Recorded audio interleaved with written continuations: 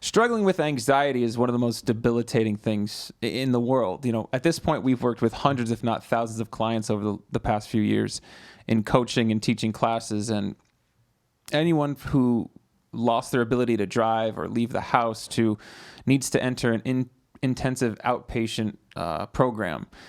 This can really affect your lives in many ways, and it can leave your partners, loved ones, family, and friends feeling like they have no power. They can't help. They don't know what to do.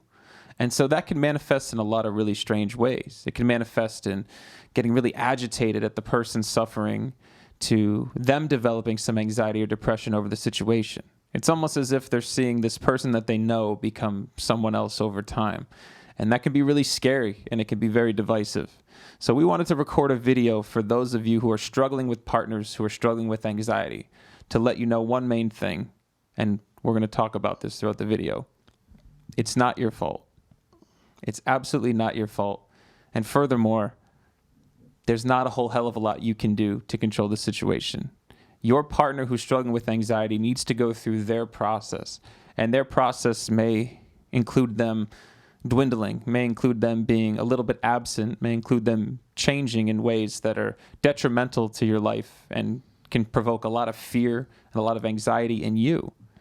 But we also want you to know that your partners are not stuck where they're at. And even though they may be declining, there is going to be kind of a pinnacle point or a rock bottom in what we're talking about. And so we wanted to open up the discussion here because this is one of the most common things we hear in people struggling with anxiety, is that their relationships with their romantic partners, family, and friends tend to decline. And let's open up this discussion and just riff a little bit on our experience with this. It's a really, really tough situation because you got this situation where one person is struggling with something that's new to them. It's like, what is this anxiety? What are these panic attacks? What are these debilitating symptoms all of a sudden? And why are they changing me? Why am I struggling with this so much? And then the other partner is looking at from the outside and thinking, what is going on? They seem healthy. All their tests are fine. The doctor says it's just anxiety, and why can't they just kind of feel better? Why do I have to keep telling him everything's going to be okay? And so it can be frustrating from both people's perspective. One person just wants to feel understood. If they're going through anxiety, you just really want to feel understood. You want someone to sympathize, to understand, and give you some compassion. And the other person, of course, you're watching someone you love struggle, feeling helpless, feeling frustrated. You might be blaming yourself, you might be blaming them, and you might just overall be doing your best to do something. Maybe you're making it worse by accident. Maybe you're just kind of in disbelief that it's that bad. And so it can lead to a lot of resentment from both sides. One side being resentful because they feel misunderstood and they're not getting the support they need. And the other side being resentful because they feel like they've been handed a problem that wasn't theirs to begin with. And so what's really needed is understanding from both sides. The people who have anxiety, you've got to understand that if somebody isn't going through what you're going through, even if they're extremely compassionate and intelligent, they may not understand what it really feels like. And they might be helping to the best of their ability, doing what they can to help and doing what they think is best. And so there's a positive intention there nonetheless. And for anyone has a partner going through this, if you're looking at them and thinking, it can't be that bad, well, it really can be. And you just got to find that compassion in you to say, this person must not be doing this for some silly reason. I guess it is very intense. And let me see if I can kind of tap into my humanity and say, gosh, how can I help? And a lot of that intention to ask, how can I help, as opposed to just jumping in and doing what you think is best, is important, because we've heard so many stories of partners like yelling at each other during a moment of anxiety, or partners telling each other like what to do and what not to do, and creating all this pressure. And look, if you're not sure what the right thing to do is, just sit there and listen, and just let them know, I'm here for you. But you don't have to feel like it's your responsibility to fix anything. Yeah. You don't have to feel like it's your responsibility to just somehow make it go away. The best thing you can do sometimes is to just be a calm presence. Be there, quiet, sitting still, letting them know they are okay, and just not judging them to the best of your ability. When we stop judging the people around us, things start to get better. And I think that goes for both sides. Like the person with anxiety and the person who is the partner of someone with anxiety, they're both judging each other. One person wants the other person to act this way. The other person wants the person to act that way. And so we're making these demands. And at some point, we just got to say, you know what? Let's get together here. Let's cut out the demands. I'm not going to judge you. You're not going to judge me. Let's just be there for each other to the best of our ability so that we can thrive as a couple and get over all this resentment. But Yeah, that can be challenging. I just want to echo what Agnes is saying about it's not your job to fix it. And one of the key elements that I see doesn't happen is that they kind of, a partner of someone with anxiety goes down with the ship a lot of times, meaning that they feel so much like they need to cross over into the lane of their partner to help them and to fix it and everything, that they stop doing things like self-care. They stop doing things like being honest. And it's a really tricky situation because a lot of times people with anxiety are taking up the majority of the space in the relationship, right? The conversational space, the emotional space. So it's important to kind of recalibrate that. And during those times when your partner tends to be more present or tends to be a little less anxious, just to say, hey, like, number one, what can I do to help? But number two, what can you do to help? Like, what can you do to kind of, so I can share, so I don't feel so isolated from each other, so that we can have our journeys together through this ride instead of it being kind of one person tugging the other into their lane. And some of these dynamics are really difficult because a lot of times when your partner who has anxiety wants a lot of reassurance, they'll come to you and say, I need a hug, or I just need to be held, or I just need this. And you'll feel like at first that might help them and that might reassure them. But if the anxiety gets worse and worse, that might be less and less effective. And this is a dynamic I see all the time in couples where the partner of the person with anxiety really feels powerless and then starts to get frustrated, then starts to get really resentful, and then get really depressed because it's like, I should be able to help my partner. I should be able to reassure her. And what has worked before isn't working now. So I really want to echo that. A big piece of this for you is to take care of yourself, is to really, do what you need to do to physically take care of yourself, emotionally take care of yourself, and spiritually take care of yourself and your family.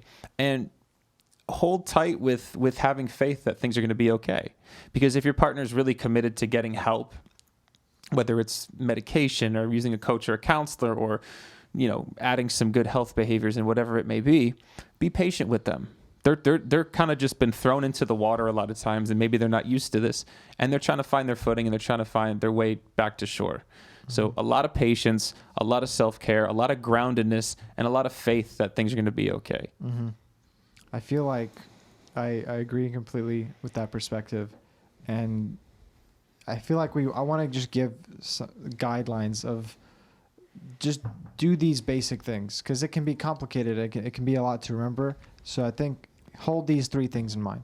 Number 1, understanding. Number 2, compassion. Number 3, non-judgment. So understanding meaning just really asking questions with the intention of understanding, like not to be right or to prove someone wrong or to whatever, but just like, what are you feeling? What are you experiencing?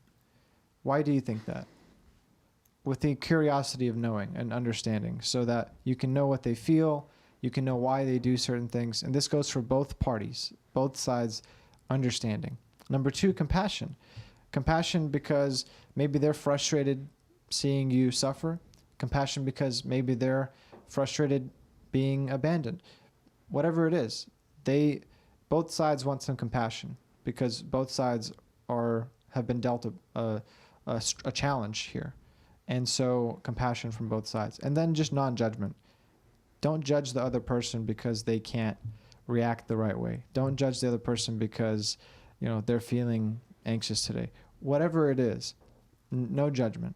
And if you can follow those three basic things of just understanding, compassion, and non-judgment, typically you're going in the right direction. And whenever things are starting to feel resentful or heavy or just like they're not working out, it's probably because there's a lack of understanding, a lack of compassion, and sadly an abundance of judgment. So use that as a guidepost to just look at where are we as a team doing well and doing poorly when it comes to this. And know that there's going to be some bumps on the road. So you're going to have to do that repair. Go back and apologize. Go back and do what you need to do to kind of re-cement the foundation that you guys have. Try to keep that space as clear as possible. Another thing to know is, as far as the timeline of when they're going to get over this, because I get asked that all the time, there is no timeline. I mean, some people have significant process within a couple months. Some people it can take 8 to 10 months or a year or even longer, depending on what they're doing.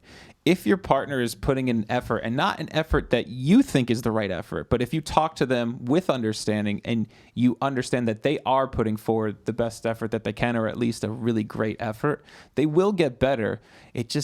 Anxiety is something that part of it needs to run its course, and part of it's going to be met with small baby steps. So mark some of the steps that are happening. See if you can take a little bit of an inventory of, hey, this is the behavior now, and these behaviors have changed. And you can check out things like their eating habits, their sleeping habits, if they're getting outside, if they're walking, if they're driving, wherever they're debilitated, monitor it with them.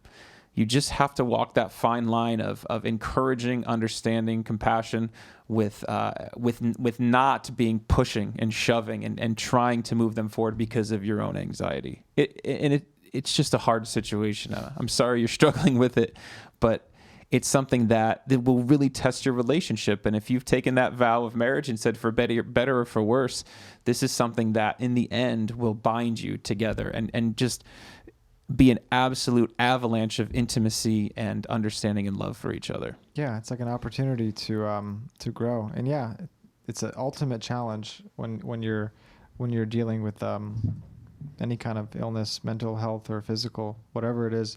It can be a challenge for everyone involved, the whole family. But as you move through it, everyone becomes stronger, tighter knit, and it can, believe it or not, down the road, it can be like a good thing that happened to the whole relationship. Yeah, and beyond that, we want to say the same thing that we say to the people who are struggling with anxiety, which is you're not stuck and you're definitely not alone.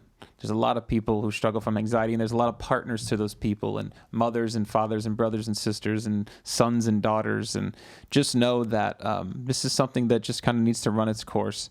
And so if your partner's putting in an effort and you're there walking in the lane beside theirs, not necessarily in their lane, but in the lane beside theirs, take care of yourself and just know it's not your job to fix it. And beyond that, if you have questions or anything, comment on this video below and we'll be happy to respond to your comments, because I feel like getting out the particular questions and seeing other people ask questions can be really helpful to know that this is more of a common thing than you think, and that you guys aren't stuck. So for Ennis, I'm Jim. We're Inner Solutions. If you want to ask questions, comment below, or please subscribe or like this video if it's helpful to you, and please share it to those who are struggling as partners of those with anxiety. Thank you guys, and good mental health.